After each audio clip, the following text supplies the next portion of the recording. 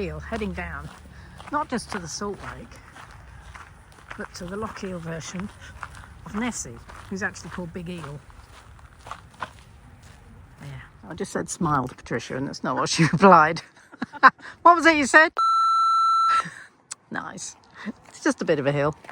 Here, look, it's like walking onto a snowfield. There's the sleet. There are people out there doing handstands as poses, but it's beautiful. Look, there's Big Eel. It's crunchy, isn't it? Yeah.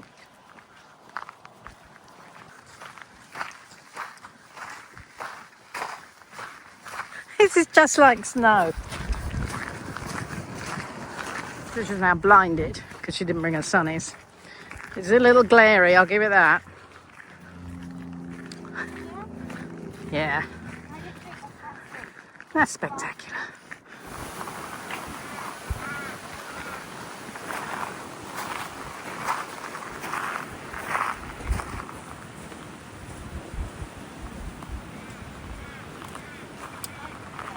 We're here on Valley Wine Tours, and this one is just Patricia, myself, and Molly in the back. It's called Don't Let the Dogs Out. Don't leave the dogs out. It's brilliant, this guy. Yeah. It's all this sort of guy. Yeah. Who would have thought? That's a Marian shrine that used to be a smoker.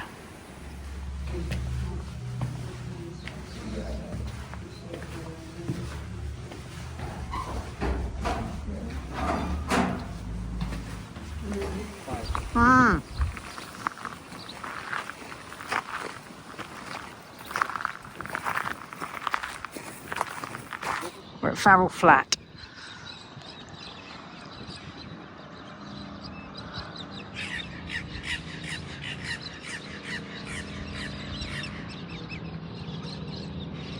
Apparently there's an elephant painted in the wheat, and the story is a circus came through here and a baby elephant escaped and died, and so it's buried near here and it's been painted into the wheat. But I'm not seeing it. Flat was a stopping train place for the bullocks, and then for the trains when they ran down to Adelaide carrying slate from Port Wakefield. That looks a fine. We're in Farrell Flat in the pub, and it is a fantastic little pub. Chef runs this place. He's been here for about 11 years. And there's every bit of it. If you're in this area, just absolutely come in. I mean, look at it. There's so much to look at. So much to see. Okay, it's like stepping back into a time warp. There's 7 Chihuahuas and 5 Pomeranians out the back.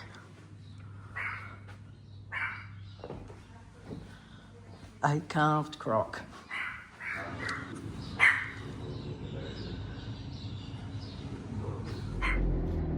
So this is Farrell Flat.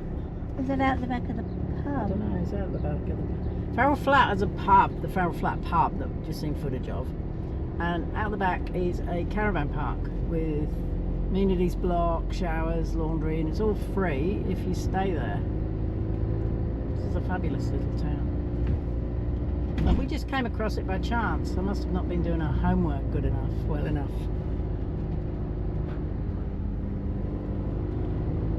No shops aren't open. No. It's a little, as you might say, down on its uppers. But it must have been big enough before if a circus came to town. So it looks like Patricia's found an ancestor. And there's the town of Burra, nestling in the valley.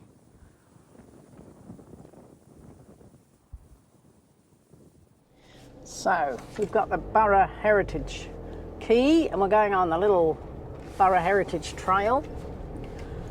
We've just come to the Burra mine site. So once again, it was a shepherd who discovered copper here in 1845. And so there's bits of the mine left here. So we're going to have a little look round. You excited? interest or not? And this key gets us into different places. So it's got us through the gate here.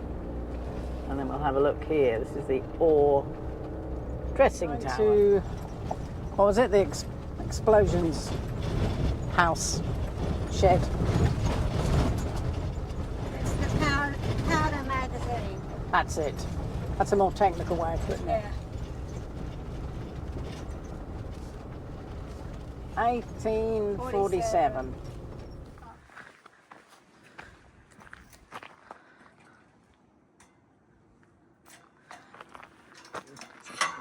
We're making our way in.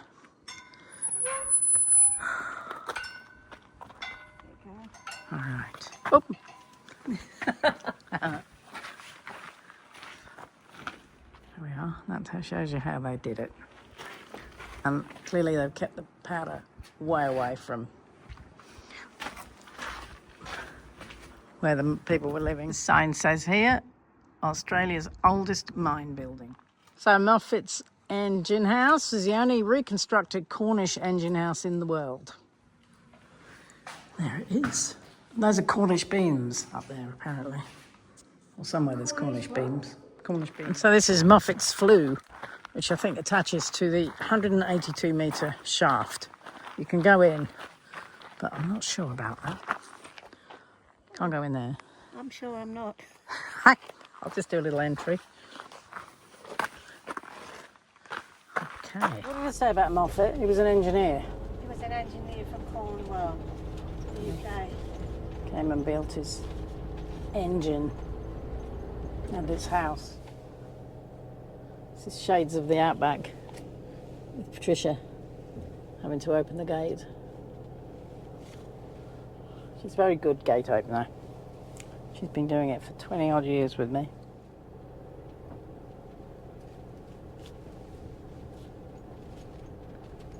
Here we are. Let me just go through and wait as close as possible so she doesn't have to walk far. So this is one of the original open cut methods of mining in Australia. Quickly became unprofitable. So I'm approaching the police lockup. So we've got our key. This is very good. It's a shame it's actually raining now. It's a bit cold. But here we are. The police lockup and stables.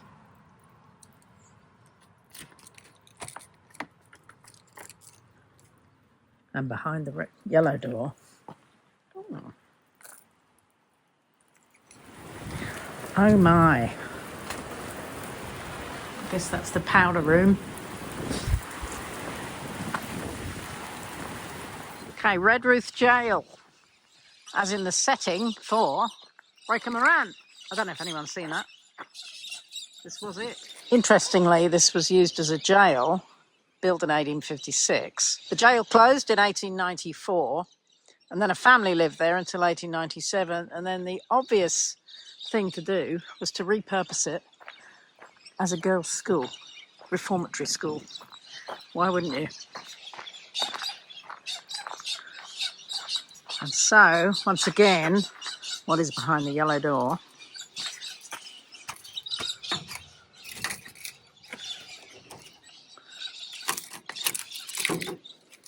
Oh yeah, that's clearly a girls' reformatory school. And then yet another yellow door. I guess if I don't come back, Patricia will know. So is this from when it was a girls' school?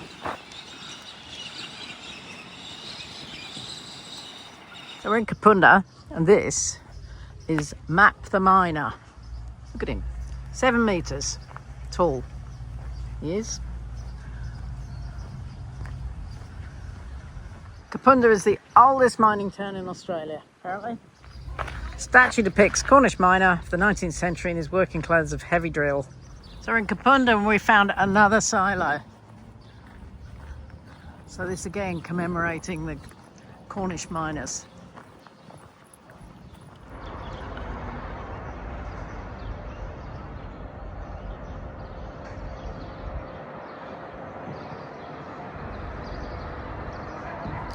I had to climb over into this animal pen, but luckily I'm still nimble enough.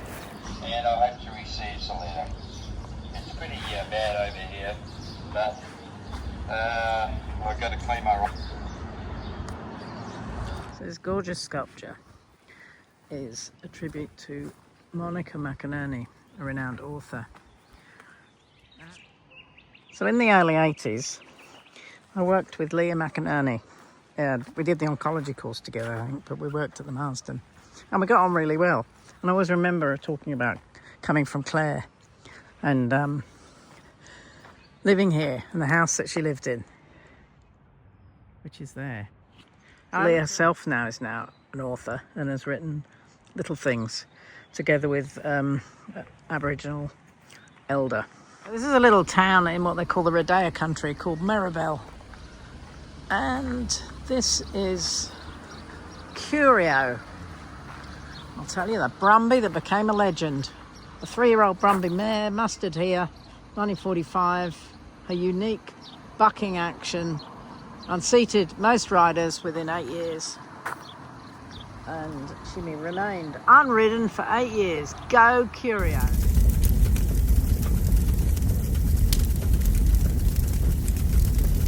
So we've come to Udunda, the silos. That's beautiful.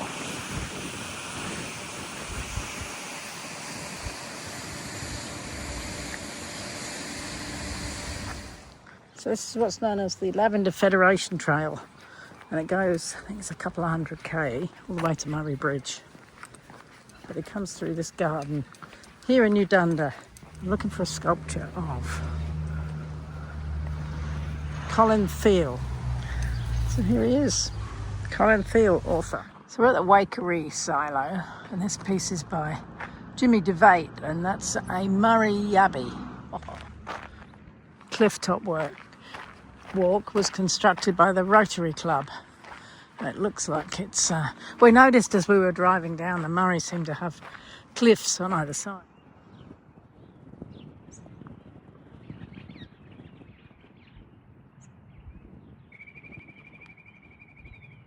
Amazingly, we were hundreds of kilometres away on the Eyre Peninsula, Port Lincoln, being told that the water there comes from the Riverland, from the Murray. Incredible. It's number 11, isn't it? Yeah. Number 11 on our pub crawl. It's been a while, but there haven't been many in South Australia. Down there. And here we are. We were here in 2013, we think. It looks a lot like they put some work.